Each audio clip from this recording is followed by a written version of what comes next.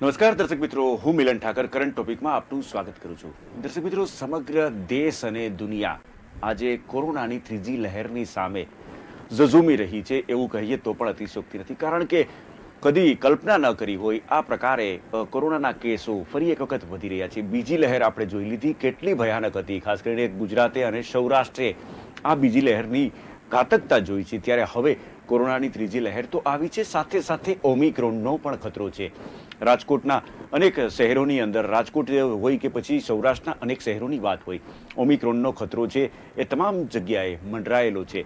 આ બધાની વચ્ચે ત્રીજી લહેરને કઈ રીતે પાર કરવી અને કેટલી ઘાતક રહેશે ત્રીજી લહેર, અને ત્રીજી લહેરને લઈ તંત્રની કેવી તૈયારી છે, તબીબો ની ચિંતા શું છે, આ જ વિષય ઉપર આજે આપણે વાત કરવાના છીએ. કરંટ ટોપિકમાં આજે અમારી સાથે જોડાયા છે રાજકોટ ઇન્ડિયન મેડિકલ એસોસિએશનના પ્રેસિડેન્ટ ડોક્ટર પ્રફુલ્લ કમાણી સર. કમાણી સર, સૌ પ્રથમ સ્વાગત છે આપનું. Thank you. દર્શક મિત્રો, પ્રફુલ્લ કમાણી સર માટે જણાવીશ તો ઇન્ડિયન મેડિકલ એસોસિએશનના તેઓ રાજકોટના પ્રેસિડેન્ટ છે અને જ્યારે પણ જે વહીવટી તંત્રનું જે સંકલનની ખાસ કરીને વાત હોય, કોરોનાની લઈને વાત હોય છે, બેઠકોનો દોર થતો હોય છે કે તંત્રને જ્યારે પણ જે કહી શકાય કે એક તબીબી જ્યારે એક માર્ગદર્શનની જરૂર હોય છે ત્યારે તેમનું માર્ગદર્શન લેવામાં આવતું હોય છે. કમાણી સાહેબ આપણી સાથે છે.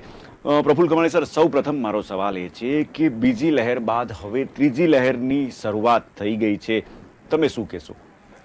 ત્રીજી લહેર આવી ગઈ છે, ખાસ કરીને મેટ્રો સિટીમાં ત્રીજી લહેર આવી ગઈ છે. હજુ ગામડા સુધી એમનો સ્પ્રેડ નથી થયો, પણ સિટીમાંથી લોકો ગામડામાં જશે, ઇન્ફેક્શન લઈને જશે તો ગામડામાં પણ આ ત્રીજી લહેર આવી જશે. જેમ જ્યોતિષને ખબર પડે કે આમનું ભવિષ્ય આવું છે, તો અમને ગયા અઠવાડિયાથી જ એના ભણકા વાગી ગયા હતા કે ત્રીજી લહેર આવશે જ. જે રીતના લોકો બીજા કન્ટ્રીમાંથી ઇન્ડિયામાં આવવા માંડ્યા, વિદ્યાર્થીઓ આવવા માંડ્યા અને સંક્રમિત થવા માંડ્યા, તો લાગતું હતું કે આ વાયરસ પાછો આવશે.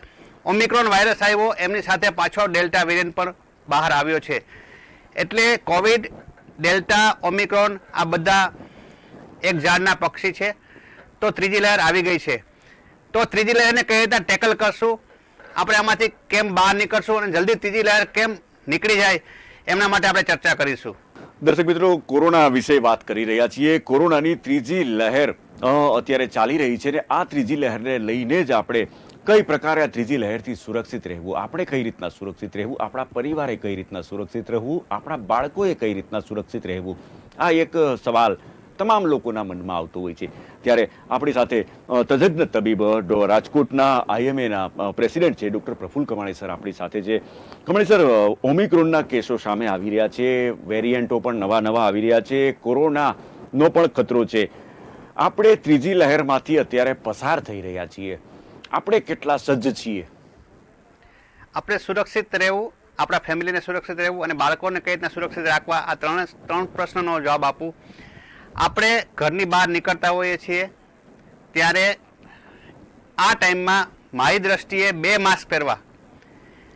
સિમ્પલ 3M માસ્ક જે સસ્તું આવે છે એની ઉપર કોટનનું માસ્ક પહેરવું, જે બધી પબ્લિક માટે છે. ખાસ ડૉક્ટર, નર્સિંગ સ્ટાફ અને પેરામેડિકલ સ્ટાફ એમને N95 માસ્ક પહેરવું એ બહુ જ જરૂરી છે. આ આપણા માટે છે, કારણ કે આપણે બહાર જઈએ છીએ, પાછા ઘરે આવીએ છીએ તો વાયરસ લઈને આવતા હોય છે. ફેમિલી માટે ખાસ, જે ઘરની બહાર નીકળે છે, જે શોપિંગ માટે કે કોઈ પણ જગ્યાએ જાય છે, તે અત્યારે શક્ય બને તો ટાળવું જોઈએ. જે જરૂરી ચીજ વસ્તુ લેવા જાય ત્યારે પણ એમને મારી દ્રષ્ટિએ ડબલ માસ્ક પહેરીને જવું જોઈએ, એક કોટન અને એક અત્યારે જે મેં પહેરેલું 3M માસ્ક એવું પહેરીને જવું જોઈએ.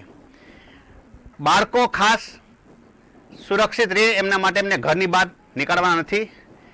ફ્લેટમાં રહેતા હોય તો નીચે રમવા પણ જવા દેવાના નથી કે શેરીમાં જવા નથી દેવાના, કારણ કે ત્રીજી લહેર બાળકોને સંક્રમિત કરતી લહેર છે. બાળકો સુપર સ્પ્રેડર છે, એટલે જો બાળકોને ઇન્ફેક્શન લાગશે તો એ વડીલોને ઇન્ફેક્શન આપશે.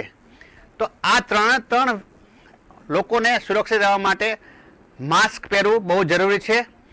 માસ્ક દર્શક મિત્રો નાક માટે છે, દાઢી માટે નથી. આજે 50% લોકો માસ્ક નાક નીચે પહેરે છે, એનો કોઈ મતલબ નથી. તમે નાક ઉપર પહેરો તો એનો મતલબ છે. આજે મારી પર્સનલ વાત કરું તો જે અત્યારે મેં માસ્ક પહેરેલું છે એ માસ્ક હું 15 વર્ષથી પહેરું છું. કોરોના હતો કે ન હતો, હું જ્યારે હોસ્પિટલ જાઉં 9 વાગે, સાંજે 8 વાગે ઘેરે આવું, ત્યાં સુધી હું N95 અત્યારે પહેરું છું, અને સાદું માસ્ક તો હું છેલ્લા 15 વર્ષથી પહેરું છું. તો માસ્ક એ જ આપણે રોકી શકે છે, વેક્સિન રોકી શકે છે, સોશિયલ ડિસ્ટન્સિંગ રોકી શકે છે, અને જાહેરમાં જે મેળાવડા થતા હોય ત્યાં જવાથી આ વાયરસનું સંક્રમણ વધી શકે છે. ચોક્કસ કોરોનાનું સંક્રમણ કઈ પ્રકારે વધી શકે છે અને તેમાંથી કઈ પ્રકારે આપણે તથા આપણા બાળકો કે આપણા સ્વજનોને કઈ રીતના સુરક્ષિત રાખવા, ડૉક્ટર પ્રફુલ્લ કમાણી સરે વાત કરી છે. સાથે સાથે માસ્ક તમામ લોકોએ કમ્પલસરી માસ્ક પહેરવું જોઈએ, ફરજિયાત માસ્ક પહેરવું જોઈએ. માસ્ક પહેરવાની જે પદ્ધતિ છે, નાકને ઢાંકવાનું છે, દાઢીને ઢાંકવાની નથી. ઘણા લોકો છે એ માસ્ક પહેરવામાં આજે પણ ક્યાંક ને ક્યાંક ગફલત કરે છે, પરિણામે કોરોના સંક્રમિત થતા હોય છે. ખાસ કરીને કમાણી સર, રાજકોટની જ વાત કરવી છે. જે પ્રકારે રાજકોટની શહેરની અંદર અત્યારે જે કેસો વધી રહ્યા છે, રાજકોટ શહેરમાં જે કેસો વધે છે એ ચોક્કસ વધે છે. બીજી લહેર અને ત્રીજી લહેરની જો સરખામણીની વાતો કરીએ તો કેવું ભવિષ્ય લાગે છે? રાજકોટમાં બીજી લહેરમાં આપણે બહુ જ હેરાન થયા, ઘણા બધા આપણા વડીલો ગુમાવ્યા, મિડલ ક્લાસ એટલે કે વચ્ચેના ઉંમરના લોકો બહુ ગુમાવ્યા.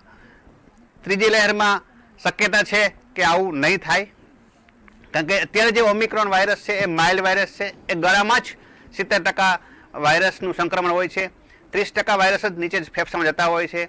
કોઈ પણ માણસને 2-3 દિવસની રેસ્ટ કરવાથી, સારવાર કરવાથી વાયરસ ક્લિયર થઈ જતા હોય છે. તો આપણે ત્રીજી લહેરમાં બીજી લહેર જેવું નહીં થાય એવું લાગે છે, પરંતુ સજાગ રહેવું બહુ જરૂરી છે. ત્રીજી લહેરથી બધાને ઇમ્યુનિટી આવશે, પણ આપણે ઇમ્યુનિટી લેવા માટે સજાગ રહેવું બહુ જરૂરી છે. આપણે એવું નથી ઈચ્છતા કે બધાને ઓમિક્રોન થઈ જાય અને બધાને ઇમ્યુનિટી આવી જાય, કારણ કે એવું નથી કે ત્રીજી લહેર માઇલ્ડ છે. જો એ વાયરસ એનું સ્વરૂપ બદલશે તો એ લોકો વધારેમાં વધારે હેરાન થશે, હોસ્પિટલાઇઝ થશે, આઈસીયુની જરૂર પડશે, વેન્ટિલેટર પર જશે. આજે બીજી લહેરમાં ધારતા હતા કે આટલું બધું નહીં થાય, પણ ક્યાં સુધી પહોંચી ગયું એ વાયરસના કેરેક્ટર ઉપર આધાર રાખે છે, વાયરસના વેરિયન્ટ ઉપર આધાર રાખે છે. એટલે સુરક્ષિત રહેવું બહુ જ જરૂરી છે. ચોક્કસ સુરક્ષિત રહેવું બહુ જ જરૂરી છે. ખાસ કરીને કમળે સર, બીજી લહેરને આપણે ખૂબ નજીકથી જોઈ છે, એ વેરિયન્ટને પણ ખૂબ નજીકથી જોયો છે. હવે ત્રીજી લહેરનો જે વેરિયન્ટ છે, આ બધાની વચ્ચેના ગાળાની એક વાત મારે કરવી છે. બીજી લહેર દરમિયાન વેક્સિનેશનનું શરૂ થયું હતું. અત્યારે બંને ડોઝ લીધેલા વ્યક્તિઓ છે, ક્યાંક કોકે એક દિવસે ડોઝ લીધેલો છે. વેક્સિન કેટલું અસરકારક, જે ડોઝ લીધા છે, ત્રીજી લહેર હવે આવી ગઈ છે ત્યારે ફરી એક વખત કોરોના સંક્રમિત લોકો થઈ પણ રહ્યા છે. ઘણા બધા કેસીસની અંદર ડોઝ લઈ લીધેલા હોય છે, છતાં પણ સંક્રમિત થતા હોય છે. ત્યાં વેક્સિનની ભૂમિકા શું? વેક્સિન પ્રોટેક્ટિવ છે જ, એ પ્રૂવ થયેલું છે, વર્લ્ડ વાઇડ પ્રૂવ થયેલું છે. એનું કારણ છે કે વેક્સિન લીધા પછી કોવિડ થાય જ છે, એ વાત સાચી છે, પણ એ માઇલ્ડ કોવિડ થાય છે. એ દર્દીને હોસ્પિટલાઇઝ બહુ ઓછું થવું પડતું હોય છે, ડેથ રેશિયો બહુ જ ઓછો હોય છે, કારણ કે આ વેક્સિનની ઇફેક્ટ 9 મહિના સુધી રહે છે. એટલે 9 મહિના સુધી બોડીમાં એન્ટીબોડી હોય જ છે, એ કોઈને કોઈ સ્વરૂપે પ્રોટેક્શન આપે જ છે આપને. એટલે સરકારશ્રીની ગાઈડલાઈન આવી છે કે હવે ત્રીજો ડોઝ આવશે, એટલે ઘણા બધાને હવે 9 મહિના પૂરા થવા આવ્યા છે, એટલા માટે ત્રીજો ડોઝ લેવાનો થશે. તો લઈ લેવો જ જોઈએ. વેક્સિનથી કોઈ ડરવાની જરૂર નથી, કોઈ એવી મોટી સાઈડ ઇફેક્ટ નથી હોતી. વેક્સિન એ આપણું સેકન્ડ પ્રોટેક્શન છે. આઈ થિંક માસ્ક પછીનું બીજું પ્રોટેક્શન છે એ વેક્સિન છે. બાળકોને પણ ખાસ કે જેનો ટર્ન આવે છે 15 થી 18 વર્ષના બાળકોને, એને લઈ જ લેવી જોઈએ. અને કદાચ ટૂંક સમયમાં 15 વર્ષથી નાના બાળકોના માટે પણ વેક્સિન આવશે, તો વિના સંકોચે કોઈ પણ રિસ્ક વગર વેક્સિન લેવી જરૂરી છે. આજે નાના બાળકોને આપણે બધી વેક્સિન મુકાવીએ છીએ, કે ફ્લૂની મુકાવીએ છીએ, કે હેપેટાઇટિસ બીની, કે હેપેટાઇટિસ એ, કે ટાઇફોઇડની મુકાવીએ છીએ. તો સેમ આ વેક્સિન એના જેવી જ વેક્સિન છે, અને ભવિષ્યમાં પણ કદાચ આ વેક્સિન આપણે દર 2 વર્ષે 1 વર્ષે લેવી પડશે એવું લાગે છે. સર, અહીંથી જ મારો સવાલ પણ શરૂ થાય છે. ઘણા બધા વાલીઓ છે પોતાના બાળકને લઈ અને ચિંતિત હોય છે. કોરોના સંક્રમણથી તો બચાવવા છે, પરંતુ વેક્સિન લેવાનો એક ભય હજુ ક્યાંક ને ક્યાંક આવા વાલીઓની અંદર છે. ઘણા મોટા લોકોએ પણ જે કહી શકાય વયસ્ક લોકો છે જેમણે હજુ પણ પ્રથમ ડોઝ પણ નથી લીધો કે કદાચ બીજો ડોઝ પણ તેઓએ નથી લીધો, આવા પણ ઘણા કેસીસ સામે આવે છે. ખાસ કરીને બાળકોની વાત કરવી છે, વેક્સિનને લઈ અને બાળકોની જે કેટલી અસરકારક છે, સામાન્ય જે સંજોગોની અંદર વાલીઓના મનમાં જે એક ભય હોય છે, આ ભય કેટલો સાચો? કોઈ ભય રાખવાની જરૂર નથી. ઇનફેક્ટ ઘણા બધા સ્ટડીઓ પ્રૂવ થઈ ગયા છે કે વેક્સિન બાળકો માટે ઉંમરલાયક લોકો કરતાં વધારે અસરકારક છે અને વધારે પ્રોટેક્શન આપે છે, લાંબો ટાઈમ પ્રોટેક્શન આપે છે. અમુક સ્ટડી તો એવું કહે છે કે 4 ગણું પ્રોટેક્શન આપે છે. તો એમના માટે શું ડરવાની જરૂર છે? વેક્સિન લેવાથી બાળકને પ્રોટેક્શન મળશે જ, અને એ બાળકને કદાચ પણ કોવિડ થશે તો એ માઇલ્ડ કોવિડ હશે અને સામાન્ય 2-3 દિવસની સામાન્ય દવાથી એનો કોવિડ ક્લિયર થઈ જશે. એટલે આ માધ્યમ દ્વારા હું બધાને એ કહેવા માગું છું, દર્શક મિત્રો, કે બાળકો માટે વેક્સિન લેવા માટે કોઈ ડરવાની જરૂર નથી અને કોઈ એવી મેજર સાઇડ ઇફેક્ટ નથી કે જેનાથી બાળકને નુકસાની થઈ શકે, અને કદાચ પણ નાની મોટી તકલીફ થાય તો એની પણ સારવાર અત્યારે અવેલેબલ છે. ખાસ કરીને સરકાર દ્વારા ત્રીજી લહેરને લઈ અને જાગૃતતા દાખવવામાં આવી છે, ગાઈડલાઈન પણ જાહેર કરી દેવામાં આવી છે. નવી નવી ગાઈડલાઈનો દરરોજ આવી રહી છે. શાળાઓ પણ બંધ કરી દેવામાં આવી છે. 1 થી માંડી અને 9 સુધીની શાળાઓ પણ બંધ કરી દેવામાં આવી છે.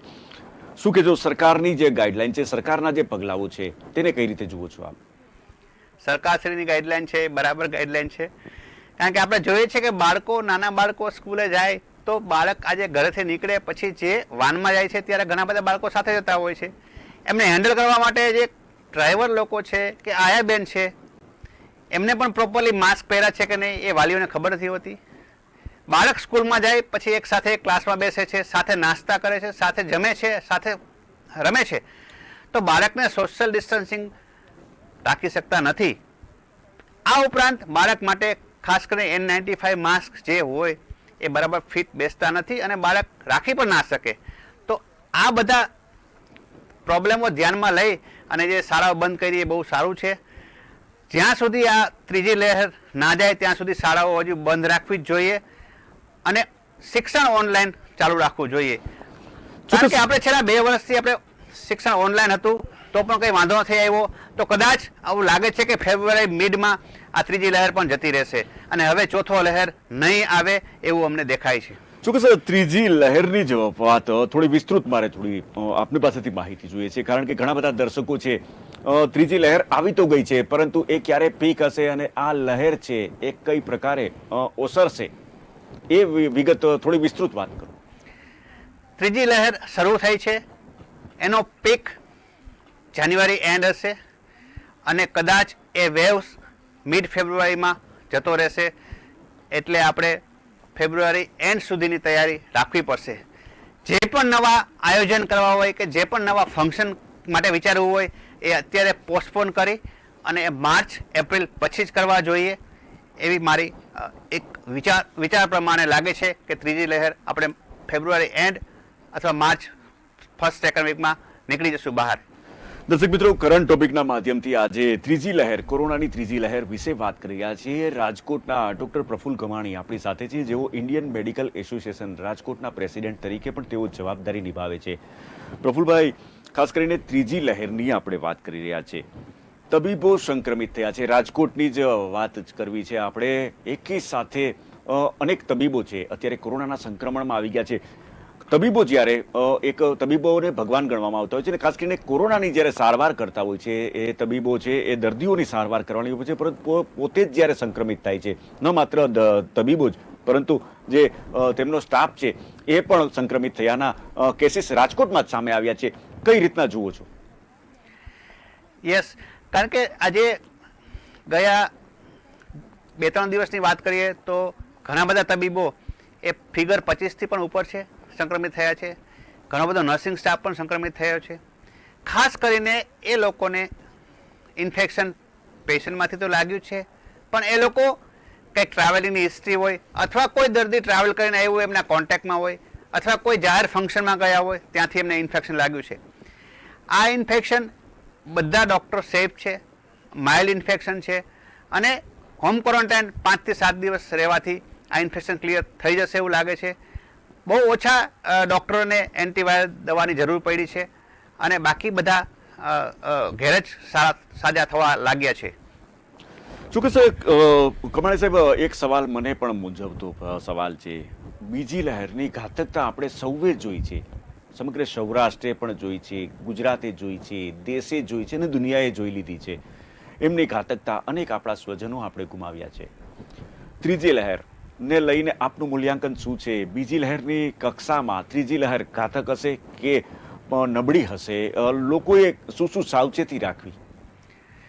ઓવરઓલ જોઈએ તો ત્રીજી લહેર એટલી ઘાતક નહીં હોય, પણ ખાસ કરીને હું એક વર્ગ કહું છું, એમને ખાસ પરેજી રાખવી પડશે.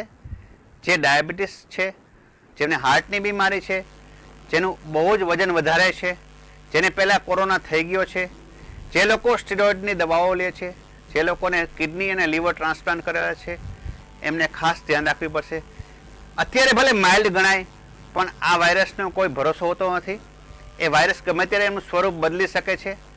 અત્યારે પણ એમ વિચારે છે કે કદાચ પણ જો આ બધો ઓમિક્રોન હોય તો 5% લોકોને હેરાન કરશે, અને જો વાયરસ એનું સ્વરૂપ બદલશે તો એ કદાચ 5ના 25% લોકોને હેરાન કરશે, અને એમને દાખલ થવું પડશે, વેન્ટિલેટરની જરૂર પડશે, અને મૃત્યુ સુધી પણ પહોંચી શકે એવી શક્યતા રહે. પણ જે વાયરસ અત્યારે જે રીતના વર્તન કરે છે એ જ વર્તન ચાલુ રાખશે તો કદાચ આપણે આ વાયરસ સક્રિયમાંથી નિષ્ક્રિય થઈ અને ફેબ્રુઆરી કે માર્ચમાં વાયરસ ક્લિયર થઈ જશે. ચોક્કસ ફેબ્રુઆરીથી માર્ચ સુધીમાં ત્રીજી લહેર છે એ ક્લિયર થઈ શકે, એક પ્રકારે તેની જે આક્રમકતા થશે એ પણ ઓછી થઈ જાય. ડૉક્ટર પ્રફુલ્લ કમાણી આપણી સાથે છે, જણાવી રહ્યા છે. કમાણી સર, જાણવું છે, રાજકોટ આઈએમએના આપ પ્રેસિડેન્ટ છો. રાજકોટનું તબીબી જગત જે છે કેટલું સજ્જ ત્રીજી લહેરને માટે થઈને કેવી તૈયારી કરી છે? ખાસ કરીને સરકારી તંત્રએ તો તૈયારી કરી જ છે, સંકલન આપની સાથે સતત સરકારી તંત્ર વાહકો કરતા જ હોય છે. ત્રીજી લહેરને રહીને તબીબોની જે તૈયારી છે તેને જરા જણાવો. ત્રીજી લહેરમાં ખાસ કરીને મેં બાળકો માટે ખૂબ જ તૈયારી કરી રાખી છે. નાના બાળકો હોસ્પિટલાઇઝ થાય તો એમને કોઈ પણ જાતની તકલીફ ના રહે, કે ઓક્સિજનની ઉણપ ના રહે, દવાઓની ઉણપ ના રહે, આઈસીયુ બેડની ઉણપ ના રહે. એના માટે 300થી વધારે બેડની વ્યવસ્થા થઈ ચૂકી છે. 50 આઈસીયુ બેડ વેન્ટિલેટર સાથે બાળકો માટે તૈયારી થઈ ચૂકી છે. બાળકો એસોસિએશનના ડૉક્ટરો બધા પણ આના માટે અપડેટેડ છે, અને ગઈકાલે જ લોક દરબારમાં ઘણું બધું નોલેજ શેરિંગ વાત હતી, એ બધી પબ્લિક માટે પણ હતી. તો બાળકોના ડૉક્ટરો પણ અત્યારે સજાગ છે. જોઈએ તો બાળકોથી મોટી ઉંમરના લોકો માટે અત્યારે રાજકોટમાં હાલની તકે 500 આઈસીયુ બેડ અવેલેબલ છે, વેન્ટિલેટરની ફેસિલિટી છે. એ ઉપરાંત 1500 બેડ જે ઓક્સિજનવાળા બેડ અવેલેબલ છે, તેમજ જરૂર પડે તો બીજા 1000 બેડ કે જે હોટલને કન્વર્ટ કરીએ, કોઈ હોલને કન્વર્ટ કરી અને વ્યવસ્થા થઈ ચૂકે છે તેમ છે. આમ જોઈએ તો પ્રાઇવેટ સેટઅપમાં 2 થી 3000 બેડ અને બાળકો માટે 300 થી 350 બેડ અવેલેબલ છે. આ ઉપરાંત ગવર્મેન્ટમાં ઘણા બધા બેડ અવેલેબલ છે. એ સંખ્યા કદાચ આમના કરતાં પણ 2 ગણી હશે. એટલે કદાચ ત્રીજી લહેરમાં વધારે સંક્રમિત થાય તો પણ તંત્ર સજાગ છે, દવાઓનો જથ્થો પૂરતો છે, ટેસ્ટિંગ માટેની કેપેસિટી પણ પૂરતી છે. ચોક્કસ તંત્ર સજાગ છે. Rajkot IMA Indian medical association પણ તૈયાર છે, રાજકોટના તબીબ જગત પણ તૈયાર છે. કમાણી સાહેબ, મહત્વની વાત કરવી છે. કોરોનાની બીજી લહેર ની ભયાવહતા આપણે સૌએ નજરે નિહાળી છે, પરંતુ જેવી લહેર ઓછી થઈ એટલે બજારમાં લોકોની ભીડ ઉમટવા માંડી. ફરી એક વખત માસ્ક લોકોના મોઢા ઉપરથી ઉતરવા માંડ્યા, સેનેટરાઇઝ ભૂલાઈ ગયું. આ બધાની વચ્ચે ત્રીજી લહેર આવી છે. હજુ પણ ક્યાંક ને ક્યાંક આવા દ્રશ્યો દેખાય છે. શું કહેશો, શું અપીલ કરશો? હું આજે જનતાને એ જ અપીલ કરું છું કે બીજી લહેરમાં આજે એવા ફોન આવતા અમને કે હોસ્પિટલમાં વેઇટિંગ બહુ છે. તો બીજી લહેર બાદ આપણે એવા સમાચાર સાંભળ્યા છે કે આ હોટલમાં બહુ જ વેઇટિંગ છે, આ દુકાનમાં બહુ જ વેઇટિંગ છે. પાછું કદાચ આપણે ધ્યાન નહીં રાખીએ તો પાછું એવું જ ફોન આવશે કે આ હોસ્પિટલમાં વેઇટિંગ બહુ છે, જગ્યા નથી મળતી, બેડ નથી મળતા. પણ આમનો એક જ ઈલાજ છે, માસ્ક, માસ્ક અને માસ્ક. બીજો ઈલાજ છે વેક્સિનેશન, વેક્સિનેશન, વેક્સિનેશન. અને ત્રીજો ઈલાજ છે સોશિયલ ડિસ્ટન્સિંગ.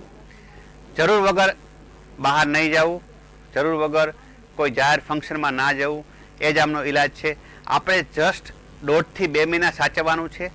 જો આપણે આ 2 મહિનામાં ચૂક કરશું તો આપણે બીજી લહેર જેવી હાલત થઈ શકશે. આપણું અર્થતંત્ર ખોરવાઈ જશે, આપણી ઇકોનોમી તૂટી જશે અને લોકો વાલી વગરના થઈ જશે. આજે અમારી પ્રેક્ટિસમાં જોઈએ છીએ તો ઘણા બધા લોકો એમ કહે છે કે હું ટિફિન મંગાવું છું કારણ કે મારી વાઈફ જતી રહી છે. ઘણા બધા લોકો એવું કહે છે કે મારા ફાધર જતા રહે છે, મારા મધર જતા રહે છે. એટલે આવી હાલત ના થાય એના માટે દર્શક મિત્રો ખાસ તમે N95 માસ્ક પહેરજો અને સોશિયલ ડિસ્ટન્સિંગ રાખજો. ચોક્કસ સોશિયલ ડિસ્ટન્સિંગ રાખવું ખૂબ જ જરૂરી છે. ત્રીજી લહેરથી સુરક્ષિત રહેવા માટે આપણે તો સુરક્ષિત રહેવાનું છે, આપણા જે વ્યક્તિઓ છે, આપણા સ્વજનો છે, આપણા બાળકો છે, તેમને પણ સુરક્ષિત રાખવાના છે. ખાસ કરીને બાળકોની જ વાત ઉપરથી ફરી એક વખત કમાણી સર આપની પાસે આવું છું. આપે જણાવ્યું, હમણાં જ જણાવ્યું કે ત્રીજી લહેરમાં બાળકોની સૌથી વધુ ચિંતા કરવાની જરૂર છે. આવું શા માટે? બાળકોની એટલા માટે ચિંતા કરવાની જરૂર છે કે જો આ લહેરમાં બાળકો સંક્રમિત થશે, બાળકો હોસ્પિટલાઇઝ થશે અને જો ડેથ થશે તો એ આપને કોઈ કાળે આપને પોસાશે નહીં અને આ ક્રાઇમ ગણાશે. કારણ કે આપણે બાળકને સુરક્ષિત રાખવા માટે આ વાલીનો જ રોલ હોય છે. આપણે બાળકને સમજાવશું, ઘરે રાખશું અને તો જ બાળક ઇન્ફેક્શન નહીં લાગે. જો આપણે બાળકને બહાર મોકલશું તો ઇન્ફેક્શન લાગશે અને એ લાગશે તો બીજા બાળકોને સ્પ્રેડ કરશે, બીજા વાલીઓને સ્પ્રેડ કરશે. બાળકને સુપર સ્પ્રેડર કહેવામાં આવે છે કારણ કે આજે નાનું બાળક હોય એને કોઈ ઇન્ફેક્શન લાગશે તો એમની સાથે બીજાને પણ ઇન્ફેક્શન લાગી શકે છે. ખાસ બાળકો માટે એવી સ્પેશિયલ દવાઓ નથી અવેલેબલ અને બાળકો માટે ખાસ કરીને એ લોકો એની ઇમ્યુન સિસ્ટમ હજી વીક હોય છે તો ક્યારે પણ ઇન્ફેક્શન લાગશે તો એ વધારે ને વધારે હેરાન થશે. ચોક્કસ આ તો બાળકોની વાત કરી છે. ખાસ કરીને કમાણી સાહેબ જાણવું છે જાન્યુઆરી, ફેબ્રુઆરી અને માર્ચ 2020ની વાત કરીએ. કોરોના છે એ બીજી લહેર પીક ઉપર હતી. ફરી એક વખત જાન્યુઆરી, ફેબ્રુઆરી અને કદાચ માર્ચ કોરોનાની ત્રીજી લહેર. ઋતુ ચક્ર સાથે કોરોનાનો સંબંધ શું હોઈ શકે?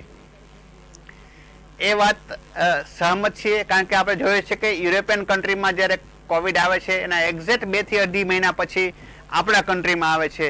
એટલે એટમોસ્ફિયર સાથે વાયરસનું ચલન થતું હોય છે એવું લાગે છે અને આ એટમોસ્ફિયર ચેન્જ થવાથી આ વાયરસનું એ ક્લિયર થવાના ચાન્સીસ ઘણા બધા રહેતા હોય છે.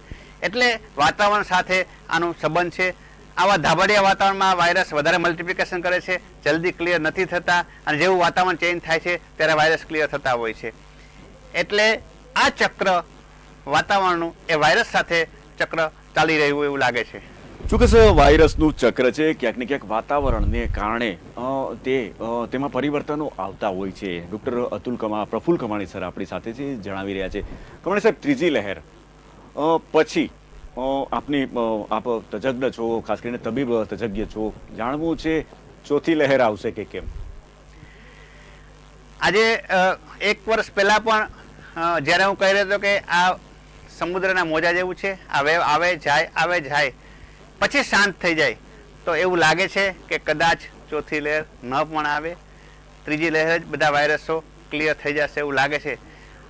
જેમ ઓમિક્રોન જેમ માઇલ્ડ વાયરસ છે, છેલ્લો વાયરસ છે, એમ કદાચ ફ્યુચરમાં ચોથી લહેર આવે તો એ એમનાથી પણ માઇલ્ડ હશે અને જો આપણે વેક્સિનથી એન્ટીબોડી આપણા બોડીમાં હશે તો કદાચ આપણે ટચ પણ નહીં કરે. એટલે આપણે પ્રાર્થના કરીએ કે ચોથી લહેર ના આવે.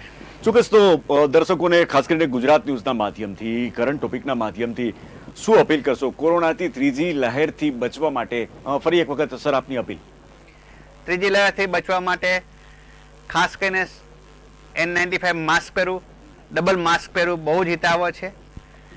પૂરતા પ્રમાણમાં આહાર લેવો, જે શરદી ઉધરસ થાય એવો ખોરાક ના લેવો કારણ કે જેમાંથી કન્ફ્યુઝન ઊભું થાય છે કે મને આ કોવિડ છે કે સિમ્પલ ફ્લૂ છે. તેમજ સોશિયલ ડિસ્ટન્સિંગ રાખવું બહુ જ જરૂરી છે. હમણાં હાલ પૂરતું 1-2 મહિના માટે ગેધરિંગ ના કરવું એ અગત્યનું છે. તો થોડા પણ લક્ષણ જણાય તો તરત જ ટેસ્ટિંગ કરાવી લેવું અને આઇસોલેટ થઈ જવું. જો આપણે ટેસ્ટિંગ નહીં કરાવીએ અને આઇસોલેટ નહીં થઈને ફરશું ગામમાં તો બીજા બધાને ઇન્ફેક્શન લગાડશું. આ લહેરમાં ખાલી 1 વીક માટે આઇસોલેટ થવું તો આપણા વાયરસ ક્લિયર થઈ જાય છે. ડૉક્ટરની સલાહ પ્રમાણે રિપોર્ટ કરાવવા, જાતે રિપોર્ટ નહીં કરાવવા કારણ કે આ લહેરમાં વાયરસો 70% ગળા સુધી જ હોય છે. તમે સિટી સ્કેન કરાવશો તો કંઈ નોર્મલ આવશે, તમે અઘરા રિપોર્ટ કરાવશો તો નોર્મલ આવશે. તો તમારે જાતે રિપોર્ટ ના કરાવો, જાતે સીટી સ્કેન ના કરાવો, ડૉક્ટરને મળી યોગ્ય સલાહ લઈ અને પછી જ તમે આગળ વધો. એક ખાસ સૂચના છે બહારથી આવતા લોકો માટે, એટલે જે લોકો સર્વિસ કરે છે, ઘરે ગયા પછી બરાબર સ્ટીમ લો, ગરમ પાણીના કોગળા કરો, એ ખાસ જરૂરી છે. આટલું જ આપણે જો ધ્યાન રાખશું તો આપણે ત્રીજી લહેરને હરાવી શકશું. અધરવાઇઝ આપણે હારી જશું અને લહેર આગળ વધતી રહેશે. ચોક્કસ. તો આપણે હારવાનું નથી, લહેરને હરાવવાની છે, ત્રીજી લહેરને સમાવવાની છે, અને આ સમાવવા માટે આપણી જાગૃતતા એટલી જ જરૂરી છે. આજે કરંટ ટોપિકના માધ્યમથી કોરોનાની ત્રીજી લહેર વિશે વાતચીત કરવા માટે રાજકોટ ઇન્ડિયન મેડિકલ એસોસિએશનના પ્રેસિડેન્ટ ડૉક્ટર પ્રફુલ્લ કવાણી આપણી સાથે હતા. કવાણી સર, ખૂબ ખૂબ આભાર આપનો અમારી સાથે જોડાયા. તો દર્શક મિત્રો, વધુ એક કરંટ ટોપિક સાથે ફરી મળશું. ત્યાં સુધી મને રજા આપશો. નમસ્કાર.